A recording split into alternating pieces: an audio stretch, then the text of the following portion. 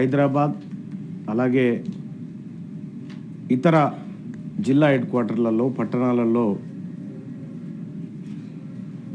ఆటోలు కార్లు నడుపుతున్నటువంటి ఒక వాళ్ళకు సంబంధించినటువంటి అంశం sir manifesto Congress party manifesto రాసిన దాంట్లో అత్యంత కీలక భూమిక పోషించినటువంటి గౌరవ మంత్రివర్యులు శ్రీధర్ బాబు గారు, ఆ తర్వాత ఇంకా కొంతమంది ఇక్కడే ఉన్నారు సార్, వారి దృష్టికి కొన్ని విషయాలు తీసుకురావాలనుకుంటున్నాను సార్. ఇప్పుడు తెలంగాణ రాష్ట్రంలో ఉన్నటువంటి ప్రయాణికులను ఆర్టీసీ ప్రైవేట్ ఆపరేటర్లు కాకుండా ఓలా ఊబర్ లాంటి సంస్థలు కూడా దీంట్లో ఉన్నాయి సార్, ర్యాపిడో లాంటిది కూడా ఉంది.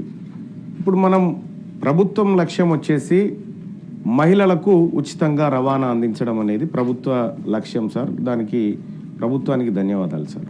ఒక ఉచిత రవాణా కార్యక్రమాన్ని మహిళలకు పెట్టింది. సో ఈ సందర్భంలో కొద్దిగా ఆటో వాళ్ళకి కానీ లేకపోతే ఈ క్యాబులు నడుపుకునేటువంటి వాళ్ళకి కానీ కొంత వ్యాపారం తగ్గింది, కొంత వాళ్ళ దాంట్లో ఎక్కే వాళ్ళు కూడా తగ్గినారు. సో కొంత ఉపాధి కోల్పోతా ఉన్నటువంటి ఆలోచన వల్ల ఉంది సార్. అయితే దీనికి పరిష్కారంగా మనం గతంలో మేనిఫెస్టోలో అనుకున్నట్టుగా ఈ ఓలా యాప్ ఊబర్ యాప్ ఈ రాష్ట్ర ప్రభుత్వం ఒకటి ఎందుకు తయారు చేయలేదు? ఈ రాష్ట్ర ప్రభుత్వమే ఇప్పుడు ఆ ఓలా యాప్ కానీ ర్యాపిడో కానీ ఇంకోటి ఎక్కితే 100 రూపాయలు అయిందనుకో, 30 రూపాయలు వాడే తీసుకుంటా ఉన్నాడు. 70 రూపాయలలో వీడు పెట్రోల్ వెళ్ళాలి, కూలి వెళ్ళాలి, అన్నీ వెళ్ళాలి. కానీ ఆ పరిస్థితి లేదు. కాబట్టి రాష్ట్ర ప్రభుత్వం ఒక యాప్ను క్రియేట్ చేసి దాని నిర్వహణ ఖర్చు కోసం ఒక 5%, 6% నిర్వహణ ఖర్చుకు తీసేస్తే మిగతా డబ్బులు కనుక ఆ కష్టపడేటువంటి కార్మికులకు, ఆటో డ్రైవర్లకు వీళ్ళకి ఇవ్వడం ద్వారా ఏం జరుగుతుందంటే ఎక్కువ లాభం జరుగుతుంది. ఎందుకు ఇక్కడ ఆర్టీసీ వల్ల జరిగినటువంటి దెబ్బను ఈ రకంగా పూడ్చుకునేటువంటి అవకాశం ఒకటి ఉంటుంది సార్. సో అది కాకుండా రాష్ట్ర ప్రభుత్వం ఇంకొక అడుగు కూడా ముందుకేయచ్చు. ఓన్లీ ఆర్టీసీ బస్సులలోనే ఎందుకు ఉచితం అనుకోవాలి, ఆటోలలో ఎందుకు ఉచితం కాకూడదు,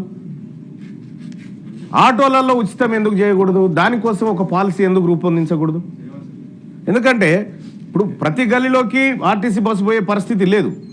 కాబట్టి సో దానికోసం ఒక పాలసీ తయారు చేసి గల్లీల నుంచి లేకపోతే బస్సులు పోయినటువంటి జాగాల నుంచి మనం గడపకు పోయినా తప్పేం లేదు, గడపకు పోయినా తప్పు లేదు. ఎందుకంటే మహాలక్ష్మి గడప కాడి నుంచే స్టార్ట్ అవుతుంది. కాంగ్రెస్ పార్టీ పెట్టుకున్నటువంటి ఆ పేరు ఏదైతే ఉందో మహాలక్ష్మి గడప కాడి నుంచే స్టార్ట్ అవుతుంది. గడప కాడ ఎక్కించినా ఇంకా పుణ్యమే. కాబట్టి నేను ఏమంటున్నాను సార్, ఆటోకు సంబంధించినటువంటి విషయంలో సో మనం ఏమేమో చెప్పినాం మేనిఫెస్టోలో, వాటిని నేను ఉటంకించదలుచుకోలేదు.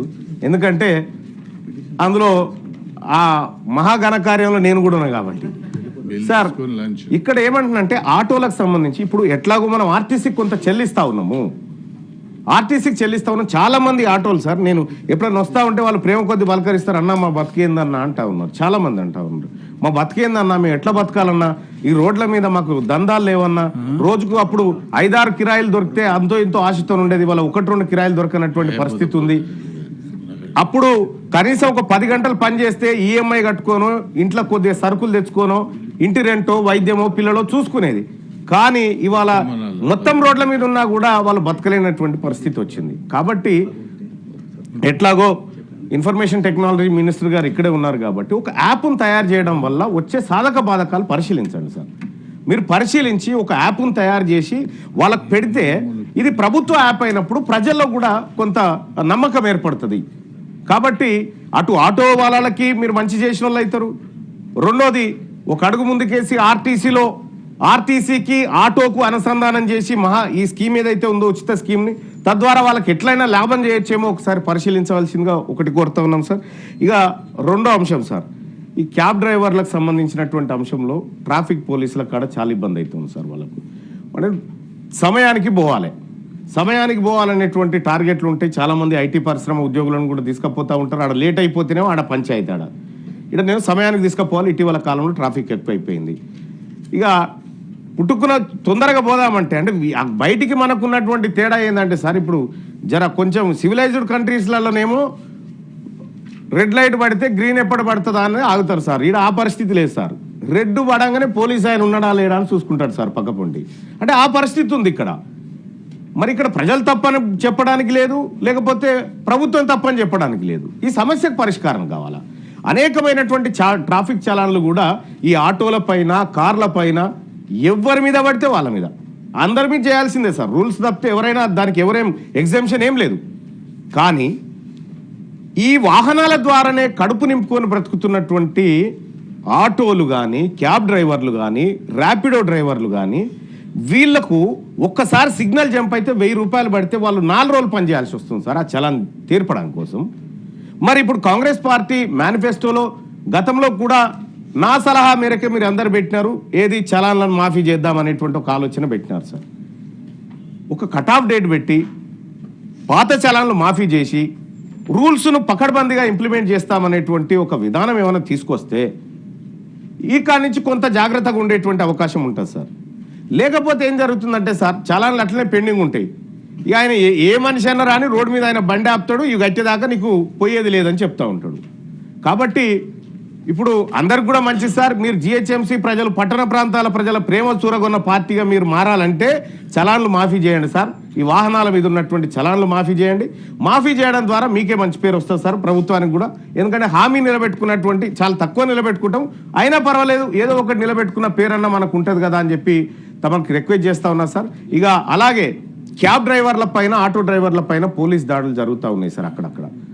సో వాళ్ళు పోలీసు వాళ్ళ కంటే ఎక్కువ సమయం పాటు రోడ్ల మీద బతుకుతున్నటువంటి వాళ్ళు సార్. వాళ్ళు ఫ్రస్ట్రేషన్లో ఉంటారు. అందరు కస్టమర్లు ఒకేలాగా ఎక్కరు పై కార్లోకి కానీ ఆటోలకు కానీ. ఒక ఆయన ఎక్కుతా ఉంటాడు, చీకటి అయితే ఒక ఆయన ఇంత మద్యం దాగి ఎక్కుతా ఉంటాడు, అరుస్తూ ఉంటాడు, నేను ఇయ్య అంటాడు, కొడుతూ ఉంటాడు, బెదిరి, ఇట్లా రకరకాలైనటువంటి సమస్యలు ఉన్నాయి. సో వాళ్ళ భద్రత విషయంలో కూడా ప్రభుత్వం కొంత చొరవ తీసుకోవాల్సినటువంటి అవసరం ఉంది. ఇలా లక్షలాది మంది ఆటో డ్రైవర్లు కానీ, క్యాబ్ డ్రైవర్లు కానీ తెలంగాణ రాష్ట్రం, మరీ ముఖ్యంగా ఇప్పుడు మనం జిహెచ్ఎంసీని ఎట్లాగో విస్తరించాలనుకుంటున్నాం. 1,34,00,000 మందికి సంబంధించినటువంటి వ్యవస్థను తయారు చేస్తాం. ఇంతమందికి మన దగ్గర ఉన్న ఆర్టీసీ సరిపోదు సార్, ఖచ్చితంగా వీళ్ళు ఉండాల్సిందే దాంట్లో. కాబట్టి మీరు గిగ్ వర్కర్ల విషయంలో ఏదైతే విధానాన్ని తీసుకోవాలనుకుంటా ఉన్నారో తీసుకొచ్చిరు. కానీ ఈ ఆటో డ్రైవర్ల విషయంలో, క్యాబ్ డ్రైవర్ల విషయంలో, ఈ యాప్ విషయంలో కానీ రాష్ట్ర ప్రభుత్వం చొరవ తీసుకోవాలి సార్. దీంట్లో రాష్ట్ర ప్రభుత్వానికి అయ్యే ఖర్చులు వేస్తారు, ఎట్లాగో పెట్టేది పెడతా ఉన్నారు. మీరు పెట్టే డబ్బు పెడతా ఉన్నారు కాబట్టి సో సరైనటువంటి విధానంలో పెట్టడం ద్వారా ప్రభుత్వానికి మంచి పేరు వస్తుంది, ప్రజలకు మంచి జరుగుతుంది, మహిళలందరూ కూడా మిమ్మల్ని దీవిస్తారు ఎప్పటికీ. Thank you sir. ఓకే.